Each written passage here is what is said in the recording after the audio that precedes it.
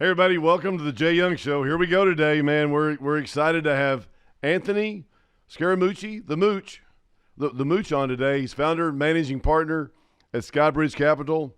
We're going to talk about that. We're going to talk about his Salt Forum, which he just said is 16 years long, with his son, not his brother. I looked on the website and thought, oh, hey, this is anyway. But he also has co-host of two podcasts. We're going to talk about the rest of his politics, U.S., and also the Open Book. A long-suffering, just like us Dallas Cowboy fans, a long-suffering New York Met fan. He has a stint at Goldman Sachs. He had a 11-day stint in the White House and, Harvard Law School. This guy's been there, done that. I look forward to having him on. Anthony, welcome to the show today. Well, I mean, first of all, I appreciate you saying 11 days, Jay, because a lot of people say 10 and it hurts my feelings. Why jip me out of that last day? That was a big day when I got myself fired. So, oh my gosh. But anyway, it's good to be on with you. I'm a huge fan of yours, by the way. I've one of my buddies, Ray Solomon, introduced me to your show, and so I've been locked into it for the last several months, and you do a great job. So thank you for including me. I appreciate that, man. It's great having you on, and I appreciate you coming on. Give us your insight, man. I tell you what, you got incredible. You have an incredible resume. You've been there, done that, man. I love that because, man, that means that my listeners can learn from somebody like you that has that experience. And man, we're the ups and the downs, though. Jay, the ups and the downs, right? I got fired from the White House 30 years ago. I got fired from Goldman Sachs. Yeah. I mean, I've had some twists and turns in my career, but like you, I'm a blessed person. Got the opportunity to live in the United States, and one of the greatest things about our culture, if you get up in the morning and you keep working, good things happen. Absolutely, and that's exactly what that's. If you don't get knocked down a few times, and you don't know how to get back up, and look at you now where you are today, which is absolutely perfect, awesome that you're there now. But it is about some of those. So tell me about some of those. Yeah. Kind of go through your career a little bit. So give me a little couple of. Well, yeah. I mean, I don't want to bore people, but I'll give you the career in like a 2-minute infomercial. So I went to a public school here on Long Island. I'm 61 years old. I spent almost my entire life on Long Island, except for going to school in Boston. So I went to school in the town of Port Washington. My dad was a crane operator. My mother was actually a makeup artist. She used to do the makeup for the weddings out here on Long Island. So I never got to see my mom on Saturdays, but it was a great upbringing. Middle class family, lots of Italian food. Tufts, Harvard. I went to Tufts University, economics major, Harvard Law School, and got my JD. And then I went to Goldman Sachs. I was there for 18 months, got fired, and then, believe it or not, got rehired into Goldman Sachs into a separate area. So I spent about a combination of 7 years there. Then I created my own business in 1996, sold it to Neuberger Berman, and then Neuberger got bought by Lehman Brothers, and I spent a year there before I left to start SkyBridge. So I'm talking to you today on the 20th anniversary of SkyBridge. I started that Awesome. firm in March of 2005. And so 20 years goes by very quickly, but we've got $4 billion under management, very, very diversified portfolio of private equity, hedge funds, and cryptocurrencies. And the way I got into politics was really accidental. I was really just trying to find a way to network with people in the business community. And so I wrote my first check to Rudy Giuliani in 1993 for mayor. It was Young Republicans for Rudy. I was one of those. He won. And then I had a successive series of people that I worked for, including the Bush family, Mitt Romney, George Pataki, who became the governor of New York, spent 12 years as governor. And it was it's exciting time to be in politics, of course. And then when Jeb Bush came out of the race in 2015, I went to work for Donald Trump. I had known him here in New York for many years. When the president won, he put me on his executive transition team, which I did for a while. And then when he got into office, 6 months into his term, he hired me. Of course, we were sparking and fighting in the White House together. I got fired after 11 days, very famous firing. And then I went back to SkyBridge, and I stayed on course. We made a Bitcoin investment about 5 years ago. I wrote a book on Bitcoin. If you don't mind, I'll just show it. Yeah, It's called A Little absolutely. Bitcoin. That came out a few months back. It's available on Amazon and other places, but it just explains what Bitcoin is to people. And so we have a pretty large investment in Bitcoin, just under 10 figures in Bitcoin, about 800 or $900 million of Bitcoin exposure. Wow. And we've got 6,000 clients, nice business. But that lot of ups and downs, a lot of twists and turns, frankly. Yeah. But like you, I'm an entrepreneur, and so I think the big message for people is just stay in things, don't give up the fight. Also have a sense of humor. When you're getting your what kicked, you got to be able to laugh about it. If you can't Yeah. laugh about it, then if they're parroting you on Saturday Night Live and you're not laughing, then you need to see a therapist or something like that. You got to be Yeah. able to take yourself less seriously Yeah. than sometimes you feel like you need to. That's Yeah. probably the biggest. Yeah. That's awesome. What a career. Learning and being mocked on Saturday Night Live, or knowing Donald Trump and being in that position. Wow. I mean, what? Yeah, well, I did 71 campaign stops with Donald Trump in 2016. I spent a Wow. lot of time with him. Wow. We just listen. He's doing a lot of good things. I'm not one of these, Trump derangement syndrome people. Okay, if you really get to know me, I'll tell you what I like about what he's doing. I'll tell Yeah. you what I don't like about what he's doing. Notwithstanding the fact that I got fired, I don't take it personally. I think he's done a really good job on the cryptocurrency situation. He's done a good job of taking the border back and trying to strengthen the border. I think all Americans believe that we need to have a stronger border, our southern border. I'm not in love with the tariffs. As an economist, I can tell you Yeah. why they're damaging to our economy and certainly damaging to some of the sectors of our economy that we want to do well, like the automotive sector. Yeah. But he's our president. And by the way, I'm an American, so he's our president. I want him to do well.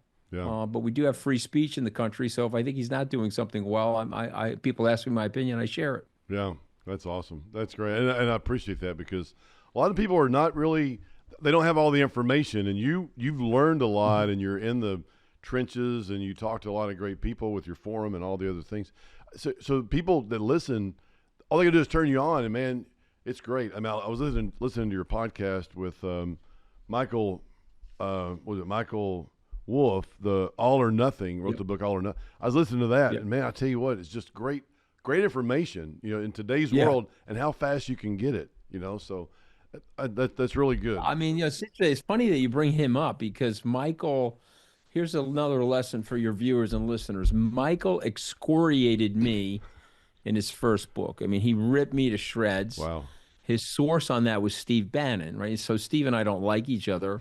And so rather than being upset with Michael, I picked up the phone and I called him and I said, Michael, okay, I got excoriated in the book. I said, but you didn't even call me and ask me for my opinion of what happened. It was all 100% what his opinion. Fights are, come on. It's he said and she said, and then it's the truth, right? And Right. so, Right. so I said, you got to give me a chance. And so he said, I'll tell you what, when I write my next book, I'll give you the chance to interview me and, all's fair and no problem. So Yeah. that book is a very, very good book. I have it right here, by the way. I will recommend it to people. Yeah. Again, if you like Donald Trump or dislike Donald Trump, this is a very good book because it's very well sourced. And believe it or not, he even talked to President Trump about that book. Wow. So Wow. again, it's good. It's a good piece of history. Yeah. And you said that was your favorite Michael Wolff book, and he's written many, and you have too. I Yeah, mean, very you've well written, sourced. you've written Very a lot smart guy. Yeah. Yeah. Yeah. Hey, I've got a question here from a really good friend of mine here. Do you mind if I read it to you? Yeah, go ahead. Matt Please.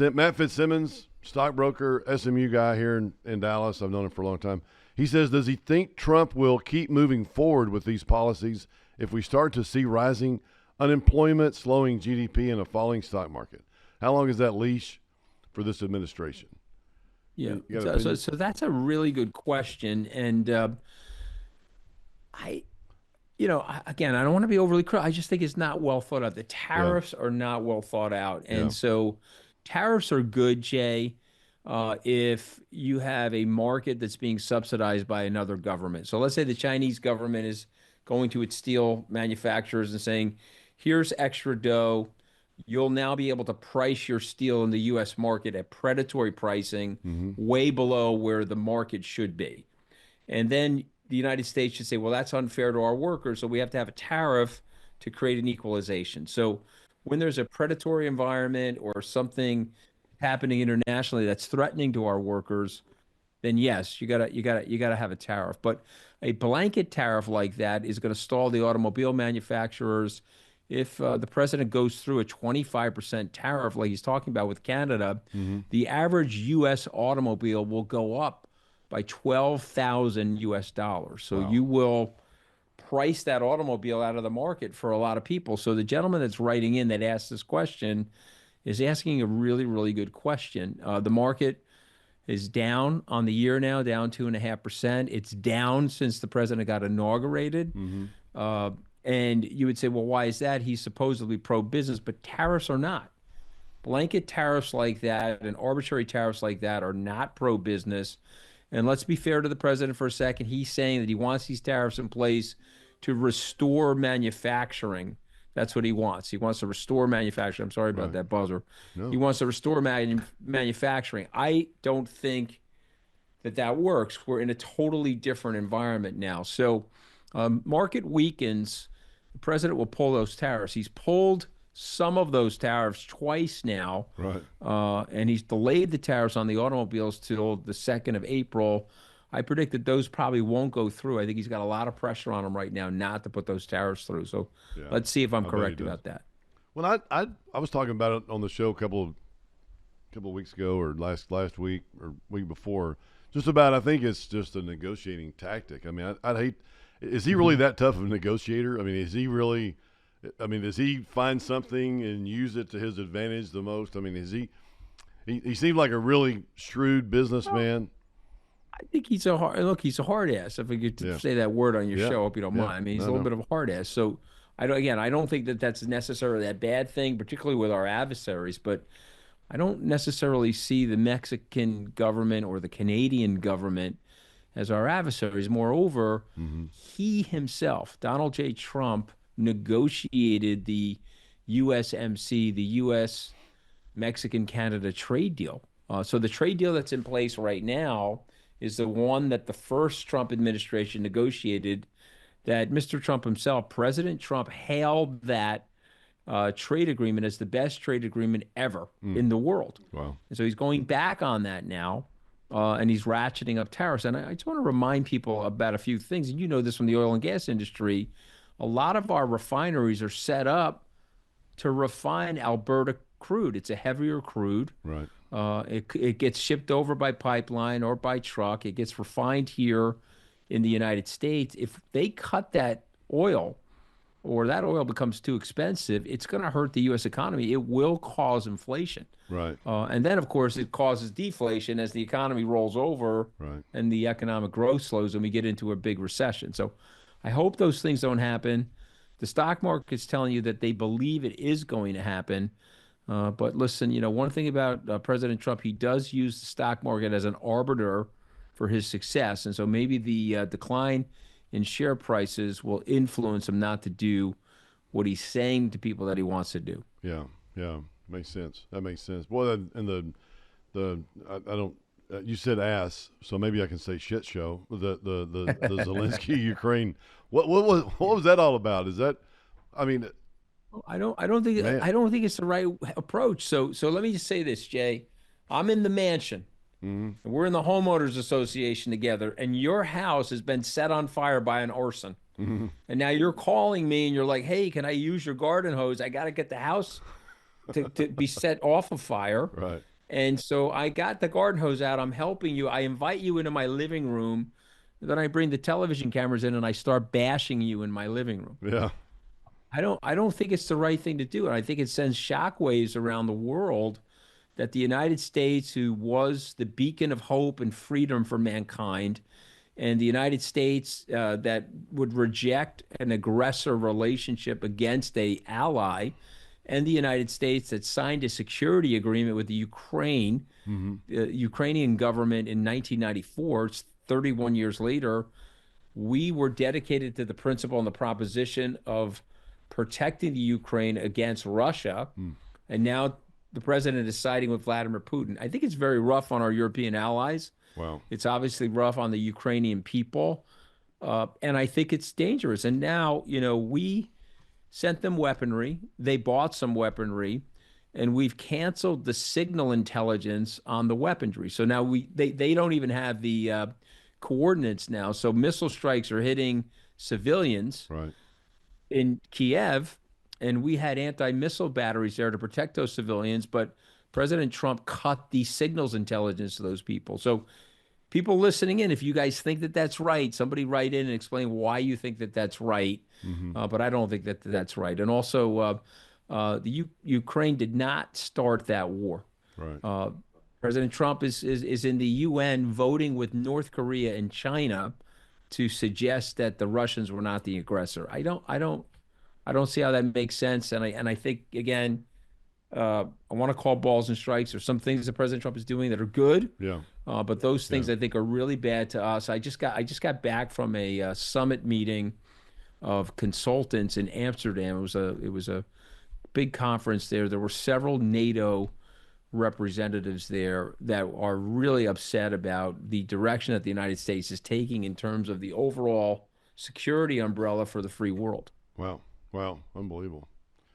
That's and I think he's right. I mean, we shouldn't just give money just like tens of billions or hundreds of billions, whatever.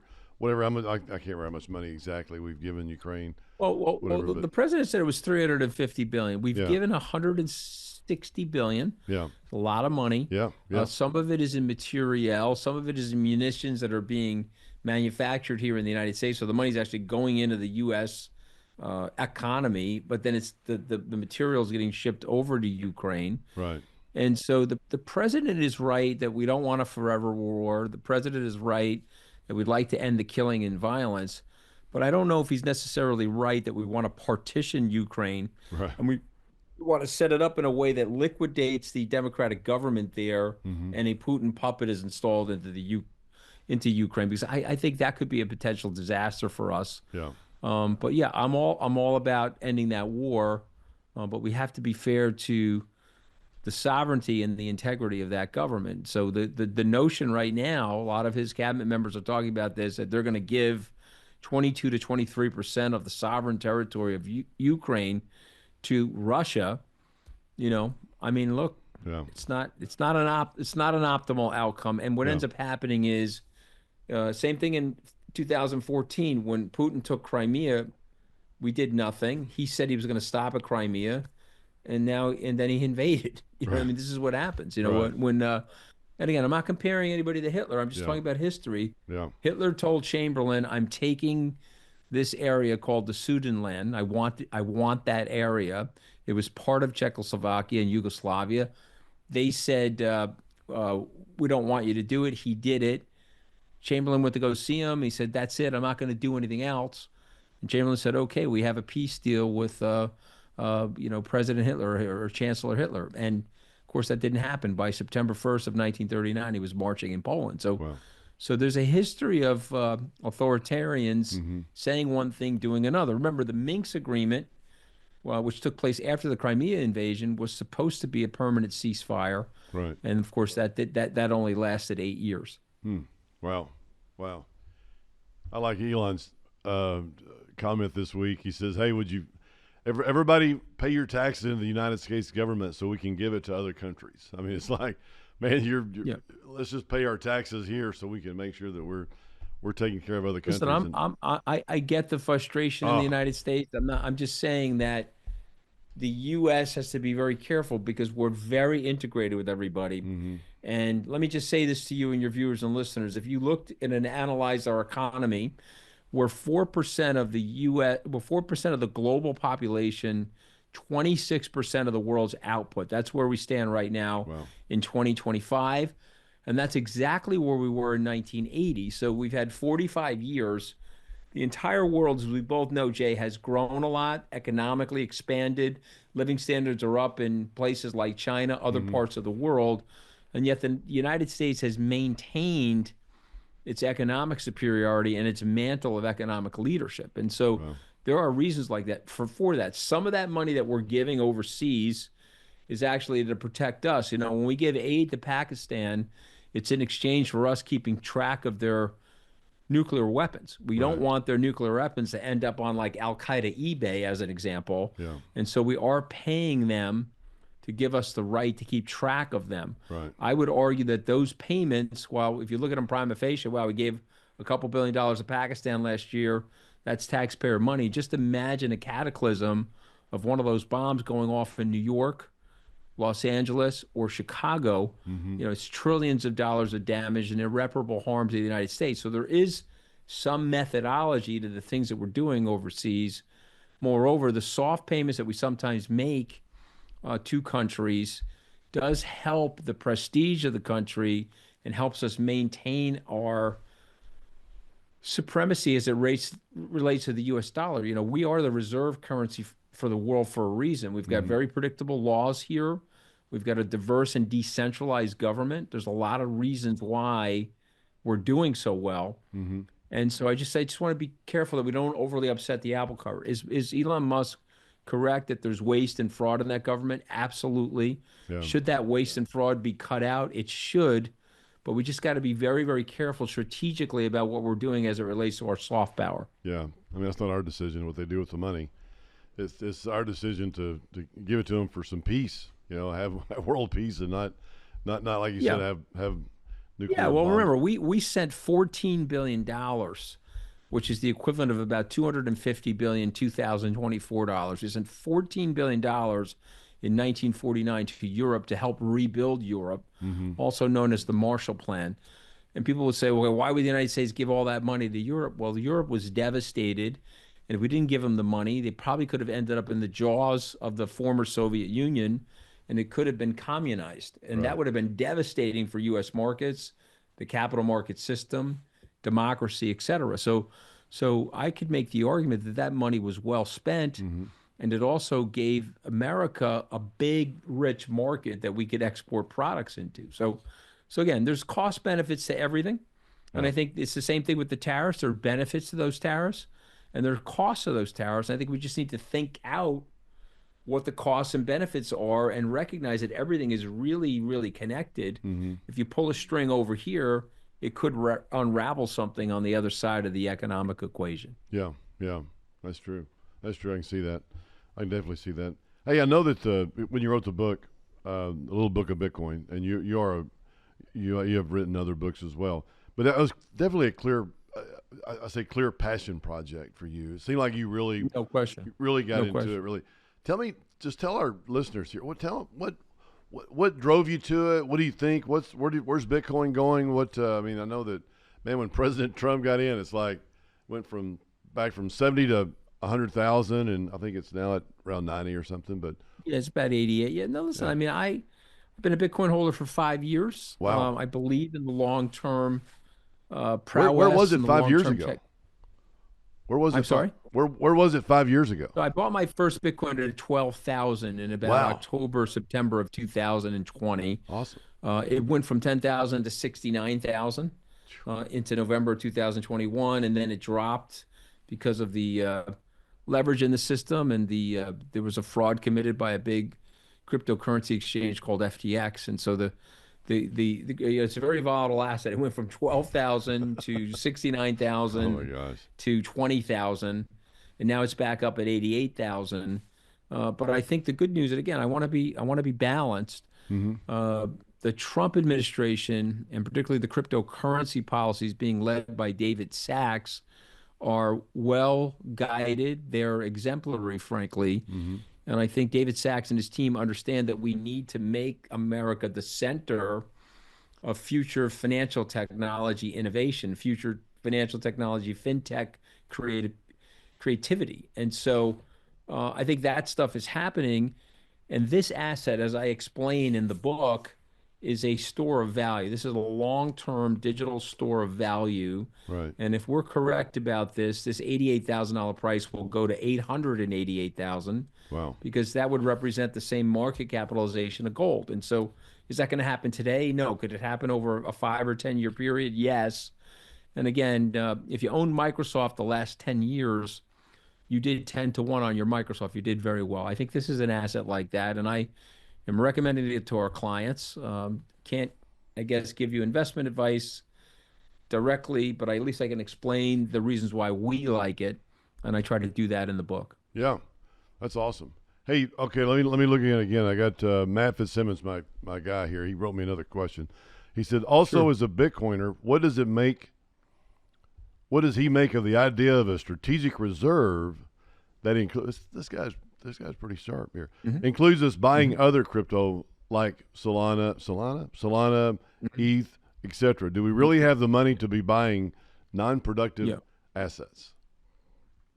Yeah, You read so it he's a very again? smart guy. It's very smart. See, you got really smart viewers and listeners, Hey, Jay. man, Okay, see, it makes me. you got a good show. Yeah, So, thank you. so he's asking great questions, and so I think what I would encourage him to do is I would encourage him to read the executive order and the memorandum that came out of the White House. It was published last night, Wow. and basically what they're saying is they're not going to use any taxpayer dollars.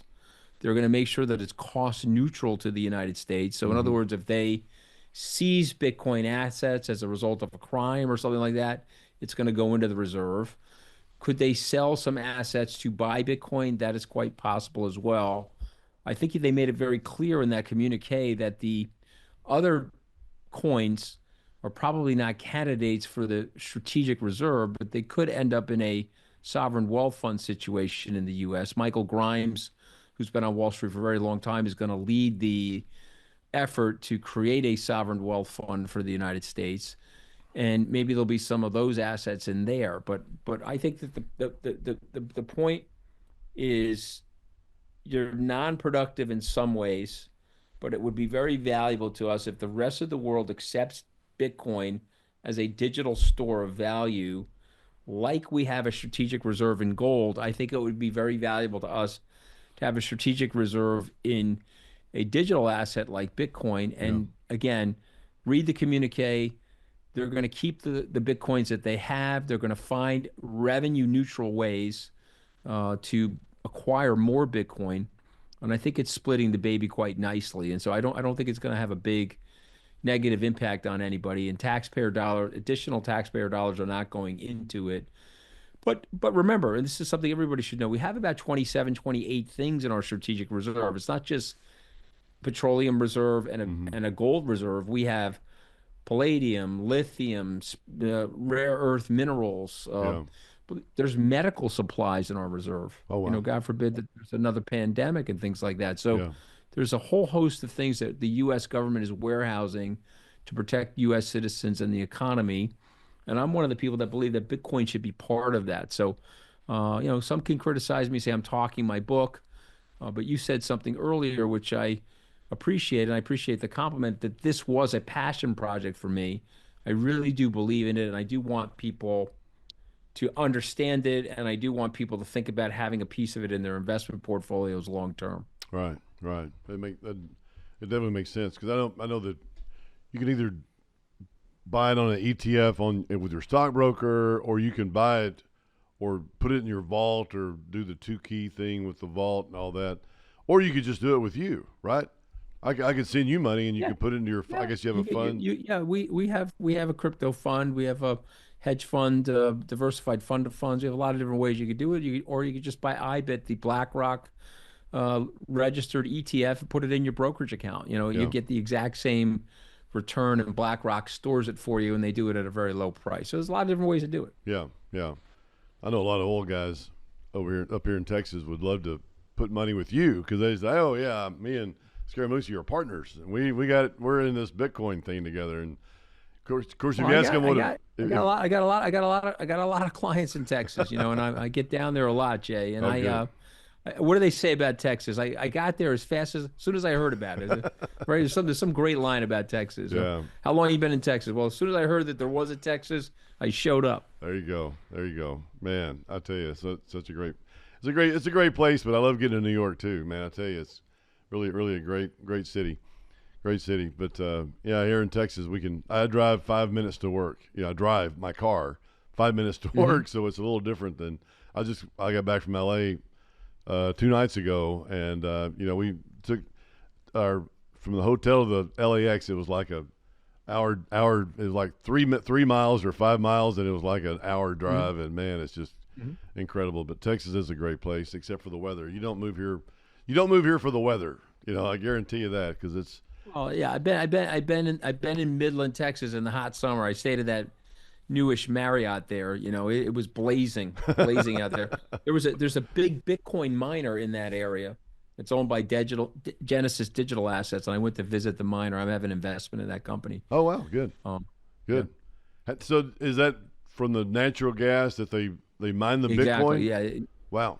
they're Okay. mining the Bitcoin with some of the blow off natural gas. It's also when you really learn about Bitcoin, they use the energy as a regulator for the grid, and so it's actually helped sustain the grid. And it's low. It's a low cost. You guys are providing low cost energy to mine Bitcoin out there. So listen, I enjoyed the trip, but it was blazing hot. To your point. Yeah, man, it is hot. It gets hot. My my daughter's my daughter's boyfriend played football at the University of Texas at Permian Basin, and in the summertime, it's like, oh my goodness, man, it's hot out Brutal. here. Double, yeah. Okay, hey, but it is, and we'll talk about the weather some other time. But it is great. Dallas is a great place. So do you know Greg Littman? Have you ever heard of Greg Littman? Yes. Did the deal with Deutsche Bank? Yeah, his Yeah. yeah. Greg is an old friend of mine. I knew his dad very well, and Tom. I knew Tom really well, and so when I get to New York, I love to go see Greg. He's had such a great success. I'll never forget the first time I was up there. I was a part owner of the Texas Rangers baseball. Don't get mad at me because I know you're a Mets fan, but I was a part owner in the Texas Rangers, and we were up there for the playoff game against the Yankees. I don't know if it's 2010 or 11. I think it was 2010. Yeah, it was 2010. 2010, yeah. It was October. It was October of 2010. Well, you and I were probably at the same game together, frankly, because I went to all those playoffs games. And by the way, you'll laugh at this. I went with Regis Philbin. I don't know if you remember that television host. Yeah, And absolutely. who did Regis Philbin bring with him that I sat next to with my wife? A guy named Donald J. Trump. Oh my We goodness. sat together. And we were in Hal Steinbrenner's box Oh my God. at that game. Wow. Unfortunately, his father had passed away the summer prior, and so Wow. it was the first Yankee playoffs that George Steinbrenner hadn't seen, and you know it was sad. It was sad in some ways, but Trump was with us that day. Oh my goodness. Wow. How funny is that, right? That is very funny. And they put all the owners. We were up in the second deck. We weren't anywhere close to you. And I couldn't even see you. Probably they put up Well, the the ownership. Hicks family was one of your partners, right? Tommy Hicks. Right? Well, we Or had no? just bought it. Matter of fact, Tom Hicks was Oh, you there. just bought it. Okay. Yeah, Tom Hicks was there, but Yeah, we had Tommy's just a bought good it guy. from him. And I remember Tommy. Yeah, a media guy walked up to me and he goes, "Hey, are you part owner of the Texas Rangers?" And I said, "Yeah." And he goes, "I said, dude, you don't want to talk to me. See that guy over there? His name's Tom Hicks. Go talk to him. I mean, that's the guy you want to talk to. I love it. Who the hell's Jay Young?" But anyway, but they set us up on the second deal, and it was an incredible deal. But I was there, and that's when Greg the book had just been written, for Greg, and talking about the Big Short. He's like, "Hey, have you read this book?" And I didn't know the book. I didn't know this whole thing was written about Tom Lippman's son, Greg, because Tom had passed away, and I'd met Greg several times, and so I just went up there to see him and said hello. And all of a sudden, he says, "Hey, yeah, have you read the book, The Big Short?" And I'm like, "No, not yet." I said, "But my finance guy just gave it to me." And he goes, "Oh, okay." That's all he said. He didn't say anything else. So I got back and I started reading it. I'm like, "Well, wait a minute. This is about Greg Littman. This is about Greg." Yeah. So Greg's a Yeah, great the movie, guy. you got, the guy that plays Greg Littman in the movie, I can't remember which one. It was Steve Carell, but yeah. Yeah. Listen, I mean, Ryan. Greg's been around a long time. He got that right. That was a painful era. Yeah. Michael Lewis wrote that book. We survived that era. We ended up doing a few acquisitions as a result of what happened to the banking system, which was beneficial to us. But again, a big lessons for viewers and listeners, entrepreneurs out there. You got to think. You got to be a mental Swiss Army knife. You got to pull out the tool that you need at that moment. Exactly. And then you got to be very quick to change tools when the business environment is changing. And so we almost went out of business, actually. It was a really rough time for us, but it turned out that rough time was actually a big opportunity. We ended up buying a few assets from Citibank that were still with us today, 15 years later. Oh wow, that's great. Is that how you So just tell me a couple of things. How did you? So your income went to nothing, or and what did you do? How did you get Well, I back? mean, What did you do? so I had my fund lost about 35% of its value. Ooh. And you say, whoa, that sounds catastrophic. But Mm-hmm. compared to the market was down 50. This is back in 2008. And so we started getting redemptions. Yeah. The Fed then cut rates. And so we started seeing the market activity rise, but they also gave a ton of money to the banking system. Mm-hmm. But they told banks like Citibank they had to shed their non-core assets. So Citibank had a fund of funds that they put up for sale.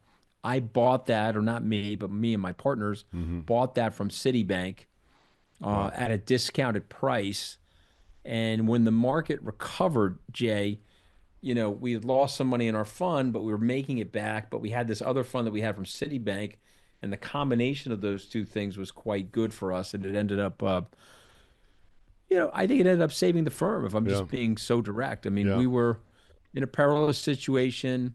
I would have probably have had to cut staff, and I don't know, would we have made it? I always like to think that we would have made it. We've made it 20 years so far, so we're Right. pretty resourceful. Yeah. But that was as close to a near-death experience as I've had in business, 2008. Wow. That's awesome. Resiliency. I bet you got a lot of that. You gotta be resilient, Joe. What are you gonna do, right? You But have no just choice. buying things. Yeah. But I tell my kids, you have no choice. Can't complain. Don't play the victim. Get up in the morning, do the push-ups, make your bed, and let's go to work. Okay, let's see where we can find opportunity somewhere. absolutely. That's awesome. That is such a great. And I mean, that's what people need to think. It's like, back when 2020, our sales went to almost zero. We're producing oil at negative numbers. I was just saying the oil by March, April of that debacle, the oil was they were giving the oil away. I mean, you had to buy. I mean, I guess it was a Yeah. negative price for oil. I mean, Yeah. I was like, oh my God. I had I was on the Jay Young show that afternoon, and I went home at lunch and ate a sandwich, and oil was 1 penny, 0.01 at home that afternoon, and then I got back and I had my preacher Jack Graham from Prestonwood, who's on President Trump's speed dial, and I was talking to him on my podcast, and I had my CNBC over here on the right side, and I was just kind of talking to Jack, and we're going back and forth, and all of a sudden I look over, and I'm like, I saw a negative number in front of. I was like, I remember that. What? I remember exactly where I was sitting because I was locked in my house like everybody else. I was told I can't leave the house. yeah, I was watching the TV, watching the data, and that was another bad time for us. By the way, we lost a lot of money in March and April of. I was not set up for the pandemic. That's another thing that happens in life. yeah, I would say this from a risk management perspective. The things that you're worried about are probably not the things that are going to get you in trouble. It's the things that you think you know with absolute certainty, Jay, right, where you're dead wrong. right, Okay. And for myself, I had left I mean, I'm embarrassed to admit this today, but I will admit it. I was at a World Health Organization meeting in January, and two World Health Organization officials told us this was not going to be a big deal, that this was going to be like SARS or MERS. You remember those from like the early 2000s? yeah, So I was set up long, and I was set up for a non-pandemic. And so when that pandemic hit, I really got hurt. wow, And so, I say this to people as a cautionary tale. It's not the things that you worry about that really hurt you because you organize yourself to prepare for that. right, It's the things you think you know right, that you should be worried. In other words, that you're wrong about. You think you know it certainly, but you're wrong about it. That's what really got me. wow, unbelievable. That's great. Good words. But I tell you, the resiliency is just incredible. I love that. We're a fellow Capricorn. I looked up today, and you were born in Oh yeah, when's your birthday? January 3rd. All right, there you go. We're in the same week, man. You and me. Capricorns know how to eat garbage, man. Got to eat garbage. We're the goat. We're the goat of the stars, right? Absolutely. We climb to the mountaintop like a good mountain goat, but we eat a lot of garbage along the way, Jay. Absolutely, 100%, man, 100%. You never know what's on the other side, but you just got to keep chugging, man. I know I'd listen to a lot of motivational stuff, back in 2020, and which man, you had to, man. You got to sit there and do exactly what you're saying. Get up, do your push-ups, be positive, look and see what you're going to do every day. No question, man. I wake up every morning at 6:30 a.m. and I read the Bible. Man, that Bible's that first thing in my hand, and I just think about it. I think about how I can give back, how I can be thankful, and all of a sudden I think about what's on my day for today. And today I'm interviewing the incredible Anthony Scaramucci. Man, what a great day, huh? You're being sweet, Yeah. But I mean, just talking about the Bible for a second, there's so much wisdom in the Bible, but the number one thing, because everyone says, well, what's your number one thing in the Bible? And of course, forgiveness and redemption and things like that. But for me, there's a passage in the Bible, happy is the man who's happy with their lot in life. I just want you to think about that for a second, because there's people that have more than us, there's people that have less than us. But if we have our health, Jay, we have our family around us, we're very, very blessed people, and people need to dial into that more and dial into less of what other people are doing. And it's right there in the Bible. Yeah, absolutely. 100%. I'm 100% believer in that. I mean, because you can, there's the people a lot less than us that are happier than us. No question. And what take it with you. Because they're happy with their lot in life. They've accepted who they are, and they're comfortable being who they are. Yeah. And their job is to make other people happy. If I could reach out and make people happy instead of, trying to make their life miserable, just make happy. Let's all get on the same page. Let's make everybody happy, and let's see how many people we can make happy today. I pass out a little 100%. I pass out a little thing, and I'll get you a copy of my book. I'm gonna sign you a copy and send it to you. Okay, please. I'm looking forward to that. Absolutely, love for you to read it. I'm getting the second edition is going to come out because there are some things that have changed, but I don't know if maybe I need to ask you this. Instead of writing a new book with a new title and everything else, I just thought about a second edition, just kind of updating 30. Well, I've done that as well. I wrote a book on hedge funds, and I put out a second edition. So, I've got all my books around me. Hopefully, you don't mind me showing these. No, man, I'd love it. So I updated that book. I wrote it 12 years ago. And the good news for me with this book, a lot of universities use it. And so my publisher said, hey, could you update it? Could we put out a second edition? So we did that last November. Yeah. So okay. That's 4 or 5 months ago. I think it's great. I mean, because there is a lot of updates, hedge funds and things of that nature, and you don't want the old book out there. You want to say, hey, no, that's not the updated version is this. And there's a lot of things that have changed in the oil and gas industry that I really feel like we can go back. I mean, my history will stay the same. I haven't changed that. I still got a fourth generation, and I got my great grandfather in the oil business and all that. But I don't have. There is some things that do change, so that's good. What else would you want to talk about? What is it that you would? And Jordan Soto is my co-host. She comes on every once in a while, but she always asks that question: what would you tell your 20-year-old self or your son AJ? Great question. What is it that you would tell your 20-year-old self if you could go back today? What would you? It's a great question. I mean, I tell people risks. Got to take risks. You cannot do. How can I say this to you? You can't be afraid of your future. You got to make a bet on your future, and you got to also think about your life. Think about your life this way: if I could do anything that I want, and I knew with 100% certainty it was going to be a success, that's the thing you need to do in your life. Yeah. And there's been some hesitancy by me. I was always a little bit fearful because I didn't have a lot of money growing up as a kid, and I probably did some things a little bit more risk averse than I should have. And I'm. Yeah, hey, listen, it's fine. It all worked out great, thank God. But I'm just telling you, that's something I wish I had been able to have a conversation with the younger version of me. Yeah, yeah. So just had a little bit more risk, or be more. Yeah, more risk. Be a little bit bolder. Yeah. Make that phone call. Don't be afraid to call somebody. Ask them for a favor. Right. Sometimes we need something from somebody. We're afraid to ask them because we're afraid to be rejected. The most powerful word in our language is a one-syllable, two-letter word, and it's the word no. We learn that word very, very young. Your mom doesn't want you to touch the hot stove. She says no. Right. She doesn't want you to fall out of the crib. She says no. Right. You're reaching for something to choke yourself with. She says no. And no has this like psychological effect on us. And it we hear the word no, we could feel rejected. And Right. so it's very hard sometimes to ask somebody for something because we feel, well, they're going to say no, and I'm going to feel bad about myself, like I wasn't worthy enough to get a yes from the person. And I think we Right. have to desensitize ourselves from that and learn how to accept the word no, coach ourselves through the word no. And I think I wish I would have picked up the phone more and called more people and asked for more help. Yeah. Yeah. Uh, Ben really. Franklin has a great line, Jay. I'll share it with you. Yeah. Ben Franklin, if you want to make a friend, ask him for a favor. One of the Right. best lines ever. It's Yeah. counterintuitive, Yeah. but now you've started this process of reciprocity. Right. A lot of people in life are very happy to help you, Jay. You know Right. that from your congregation. You Yeah. know that from your community. Right. If you pick up the phone and call somebody, so if I called you right now and said, Jay, I know you're best friends with the best spine surgeon in the world. Could you make an introduction for me? Would you do it?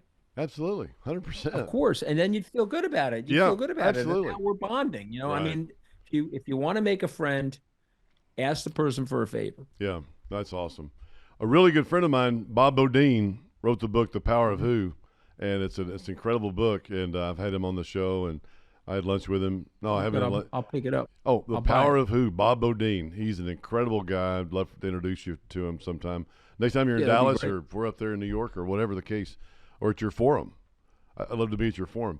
But Yeah, that Bob, would be great. I'll invite you. We're doing two this year. good. We're doing one in Bermuda and we're doing one in Wyoming. Awesome. So That's I'll great. be sure when I get off your show, I'll be sure to make sure one of my colleagues sends you an invitation. Yeah, absolutely. Love to. That'd be awesome. That'd be really good. But Bob does the same thing. It talks about the power of who, and it talks about your network. And you have, he says, I listened to him speak again the other day, but he said, you have everybody that you need in your network right now. And he says, you don't know it. You keep Great. looking for more people. You're doing, blah, blah, you're all, and he says, you have everybody you need right now. But he says, you can't just, ask them for, to sell them or whatever the case may be. You've got to make sure that you open up that relationship with, hey, what are you doing and how can I help you? That is a great line, man. Oh. I love it. Man, how can I help you? And it's just one of those things that you want to make sure that you're doing everything that you can to help other people, because everybody would love to help you, and they'll reciprocate, and you'll get anything in life you want. That's what Zig Ziglar, the old I don't know if you ever heard of Zig Ziglar or not, but a big powerful Christian motivator that I grew up with. He said you can get anything in life you want if you'll just help enough other people get what they want. So incredible I line. love that. There was a great line on Ronald Reagan's desk. You can get anywhere you want in life as long as you don't care who gets the credit. Right. What a great line. Share Yeah. the credit, be loving, bring people into the tent. What a great line. Yeah. Yeah. Cost you nothing. Majority of the time, cost you nothing just to shout out to people, which is incredible. That's really good. So we got like 3 or 4 minutes. I know we got to wrap up at 10:30, but we've got 3 or 4 minutes. What about the New York Mets, and what about your new owner, and what about that payroll? What's going to happen to the Mets this year? Well, I think Steve, he's a really close friend of mine. Full disclosure, I have a lot of money in his fund. I think Steve is a brilliant guy, and he's done a few things that I think are going to work for him long term. Is he's given the baseball decisions, operation, scouting, the selection of everything to baseball people. I think sometimes owners get in trouble when they try to run that process. They may have made money in a different industry.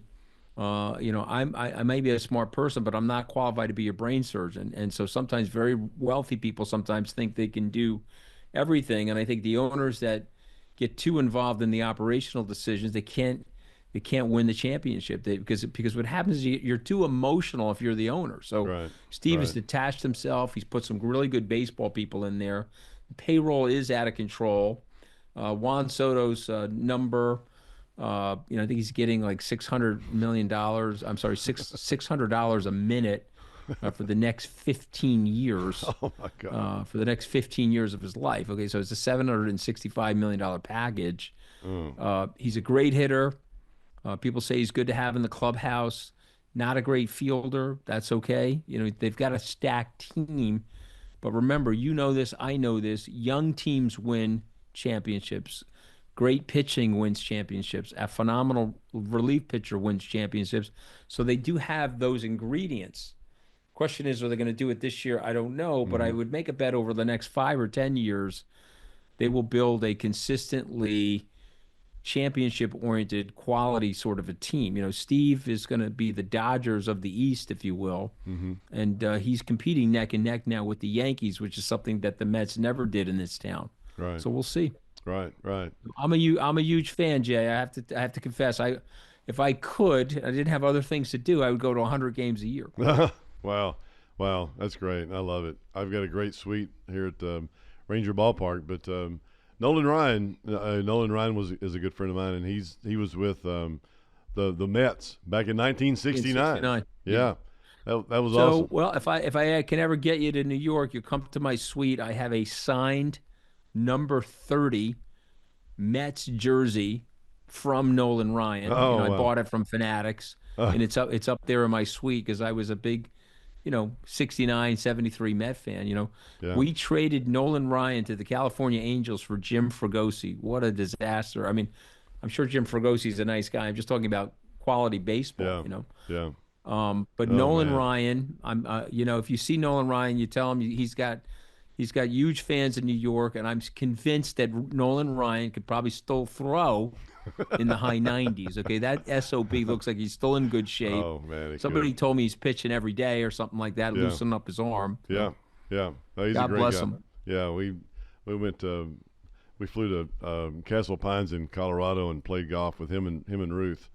But he's good. just an incredible. I love it. And Ruth, Tell him he's still got a lot of friends and a lot of fondness here in the I definitely New York will. area. I definitely will. If you watch the Netflix deal with Nolan and the Ryan family, Ruth got in the golf cart, and she got in the golf cart, and she did not hit a very good shot.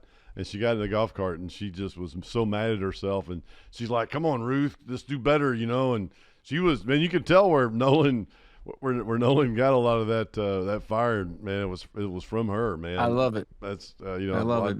A lot of very successful men are powered by the women behind them, for sure. No question I about love that. it. I think it's awesome. Yeah, that's great. That's great. Well, hey, anything else you want to share with your fund or your whatever? Let's just wrap it up. No, listen, I'm available at @Scaramucci on Instagram or Twitter. Anyone want? Also, my direct messages are open. People can shoot me a message. I try to respond to everybody. Yeah.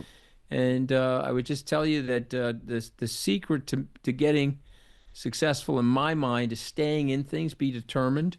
I made a decision. I read a book called The Richest. You mentioned Zig Ziglar, who I'm also a big fan of, but I read a book by George Clason, which was written in the 1920s called The Richest Man in Babylon. You probably heard about it, Jay. Yeah. And that book changed my life because I read that book at 17. And in the book, the message was you had to pay yourself first. And so we all have a cable bill or maybe have a car bill or a student loan or a mortgage. Just in your mind, create another bill, and that's the Jay Young bill or the Anthony Scaramucci bill, and pay yourself first. Right. And I put money into the stock market from age 18. I'm 61 years old. It's been a 43-year commitment to make an investment at least once a month into stocks. And so sometimes you're buying them here, and sometimes you're buying them there, and sometimes you're buying them here. But over 43 years, it's made a big difference in my life. And I just tell people, pay yourself first. Yeah. Make sure you make out a bill to yourself. You're the most important person that you know for yourself. Right. And if you do that, you'll be ahead of the game. Most people don't do that. They don't have the discipline to do it. Yeah. Well, especially at the age of 18. But if you did that at 18 or whatever, I'm going to make sure. It made all the difference. When we were talking about near-death experiences in business, having a little bit of a cushion allows you to think more freely, and it gives you a little bit of ability to take more risk. Right. Exactly. That's great. That's great advice. I love that. Well, hey, everybody, this is let's wrap it up. Anthony Scaramucci, I tell you what, it's been an absolute pleasure to be here. What great advice you have, what knowledge. Man, I just love it. Can't wait to meet you again, to see you in person. Yeah, well, I you got an open invitation. You're a baseball fan, so man, love it. Please get up to New York. If your Rangers are playing the Yankees, send me a text. Yeah, and we'll be sitting in the legend seats to watch your team. All right, brother, let me know. Great. That'd be awesome, man. I'm definitely going to be there. I'm definitely going to come up and make it a point to get up there. I need to come up there anyway. Brian Sullivan, Greg Littman, some of the other guys that I like to see. I need to get up there and see them. But thank you very much, man. You've been incredible on the show. I appreciate you, and look forward to staying in touch. Pleasure's mine, sir. Great to be on with you. Thank you. Thank you. Appreciate that. I'm a huge fan of the Jay Young Show. Hey, there you go. What else do you need to know out there, everybody? So that's awesome. Thank you very much, man. Appreciate it.